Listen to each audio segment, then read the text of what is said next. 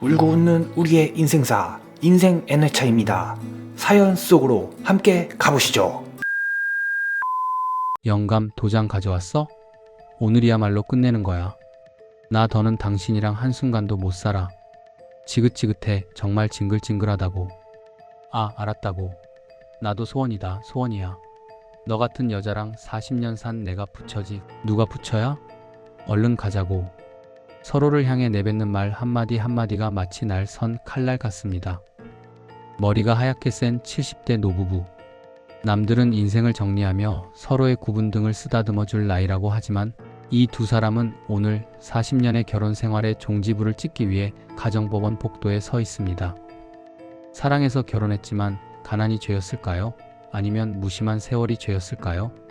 서로에 대한 원망과 오해만이 겹겹이 쌓여 이제는 숨 쉬는 소리조차 듣기 싫다는 두 사람. 하지만 운명은 이 노부부에게 마지막으로 기가 막힌 장난을 준비하고 있었습니다. 도장을 찍기 직전 두 사람이 탄 낡은 엘리베이터가 쾅 하는 소리와 함께 멈춰 서게 될 줄은 그 누구도 상상하지 못했으니까요. 서울 가정법원으로 향하는 지하철 안. 75세 박철수 할아버지와 72세 김영자 할머니는 같은 칸에 타고 있었지만 서로 남남처럼 떨어져 앉아 있었습니다.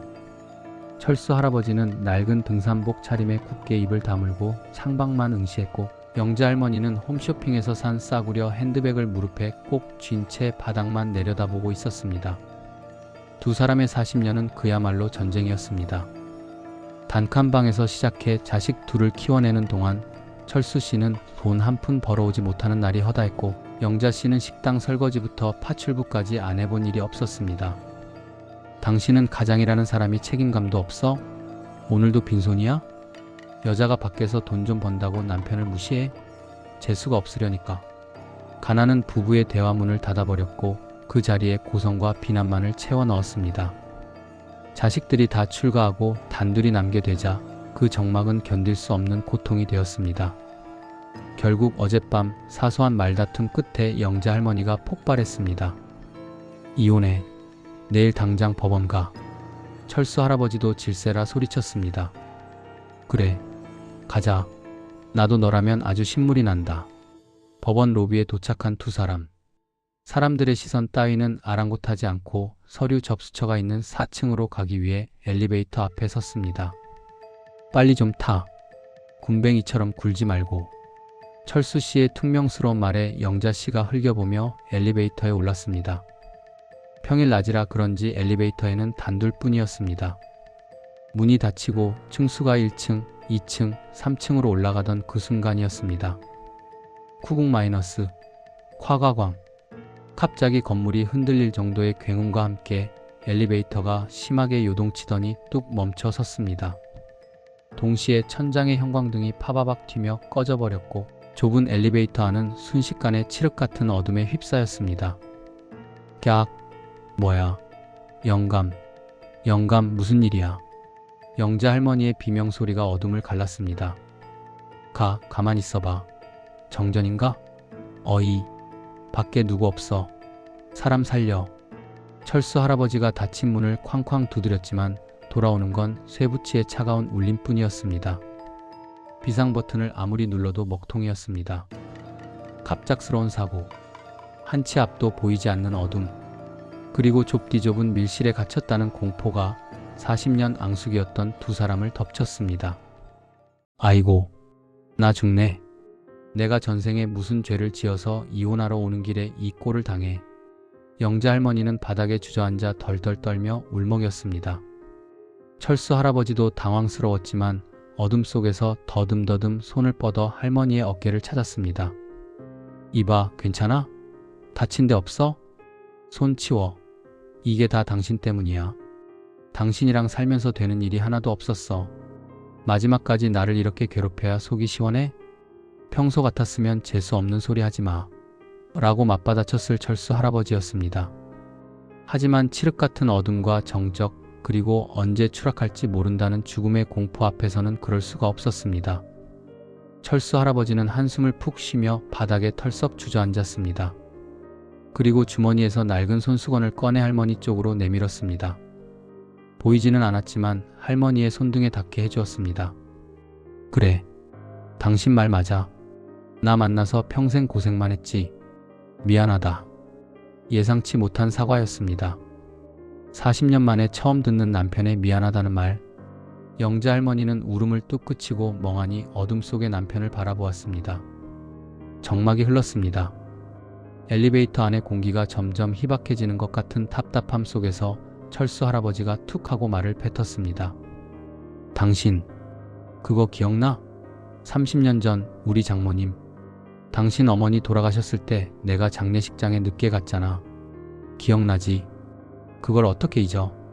남편이란 작자가 장모가 죽었는데 술 냄새 풍기며 밤늦게 나타나고 내 평생의 한이야. 할머니의 목소리에 다시 날이 섰습니다. 그때 나 술 마신 거 아니었어. 뭐라고? 그때 공장장이 월급을 떼먹고 도망갔었어. 당신한테 생활비 줘야 하는데 빈손으로 가면 당신이 또 울까봐. 그날 하루만 일하면 일당을 2배로 준다는 공사판이 있어서 거기 갔었어. 장모님 빈소에 가야 하는데 돈 몇 푼이라도 손에 쥐고 가서 기죽지 않게 해주고 싶어서. 철수 할아버지의 목소리가 미세하게 떨렸습니다. 거기서 시멘트 먼지를 너무 많이 마셔서 눈이 빨개졌던 거야. 술 마신 게 아니라 내가 못난 놈이라 당신한테 돈 없다는 소리 하기 싫어서 거짓말했어. 영자 할머니는 숨이 멎을 것 같았습니다. 30년 동안 남편을 원망하고 저주했던 그날의 기억이 사실은 자신을 위한 남편의 처절한 몸부림이었다니. 그럼 그때 우리 큰애 대학 등록금 없어서 쩔쩔맬 때 당신이 밖에서 여자 만나느라 돈 썼다고 소문난 건 여자는 무슨 내 주제에 그때 사채 쓴 거 갚느라 그랬어. 당신 알면 기절할까봐 밤마다 대리운전 뛰고 새벽엔 신문 돌리면서 그 이자 갚았어. 당신한테는 차마 빚쟁이들 협박받는 꼴 보여주기 싫어서. 어둠이 두 사람의 입을 열게 했습니다. 서로의 눈을 보고는 참아 할 수 없었던 말들. 자존심 때문에 혹은 상대방이 걱정할까봐 꽁꽁 숨겨두었던 40년. 세월의 비밀들이 봇물 터지듯 쏟아져 나왔습니다. 당신이 나 무시하는 줄 알았어. 내가 못 배운 여자라고 말도 안 섞는 줄 알았어. 무시라니. 면목이 없어서 그랬지. 해준 건 없고 고생만 시키는데 무슨 낯짝으로 당신한테 살갑게 굴어. 그냥 입 다물고 있는 게 낫다 싶었지. 할머니의 흐느낌 소리가 점점 커졌습니다. 두 사람 사이에 놓여있던 거대한 벽은 증오가 아니었습니다. 그것은 지독한 가난이 만들어낸 슬픈 오해였고 서로를 너무 생각해서 차마 말하지 못했던 미련한 배려였습니다.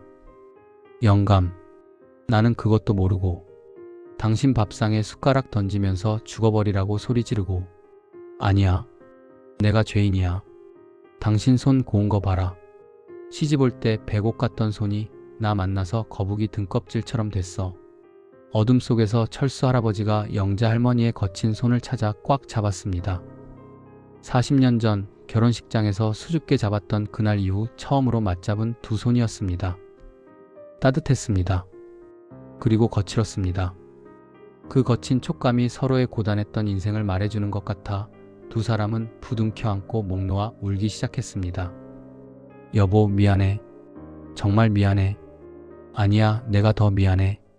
얼마나 시간이 흘렀을까요? 서로의 체온의 의지에 눈물 범벅이 된 두 사람 위로 밖에서 웅성거리는 소리가 들려왔습니다. 안에 계십니까? 조금만 기다리세요. 문 엽니다. 끼기깅 마이너스 쾅. 구조대원들이 강제로 문을 열자 눈이 부실 정도로 환한 빛이 엘리베이터 안으로 쏟아져 들어왔습니다. 어둠 속에 갇혀있던 두 사람은 눈을 찡그리며 서로를 바라보았습니다. 눈물 콧물로 얼룩진 할머니의 얼굴, 퉁퉁 부은 눈으로 머쓱하게 웃고 있는 할아버지의 얼굴. 그 늙고 초라한 얼굴이 오늘따라 왜 그리도 짠하고 애틋하게 느껴지는지요. 괜찮으세요? 다친 곳은 없습니까? 구조대원의 부축을 받으며 로비로 나온 두 사람.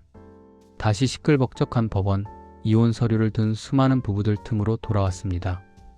하지만 두 사람의 마음은 들어올 때와는 완전히 달라져 있었습니다. 철수 할아버지가 주머니에서 꼬깃꼬깃해진 서류 봉투를 꺼냈습니다. 이혼 합의서였습니다.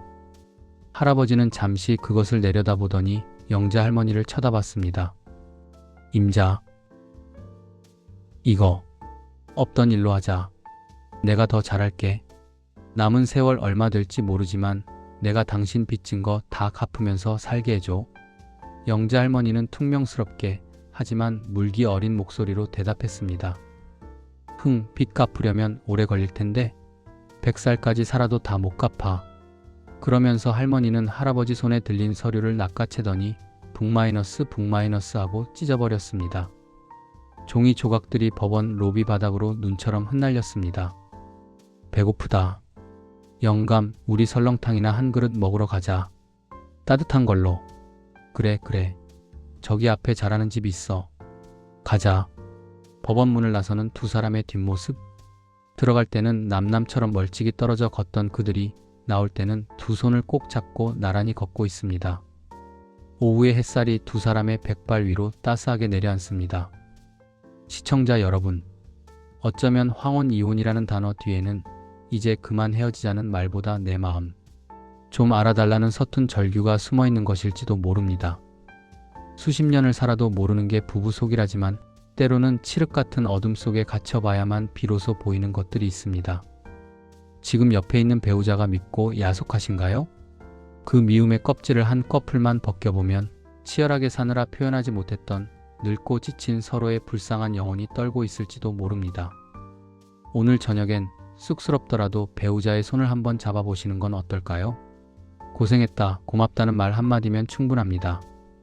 법원 엘리베이터가 고장나지 않아도 우리는 서로의 손을 잡을 수 있으니까요. 찢어진 이혼 서류 위에 피어난 40년 차 부부의 뒤늦은 사랑 이야기, 여기서 마치겠습니다. 감사합니다.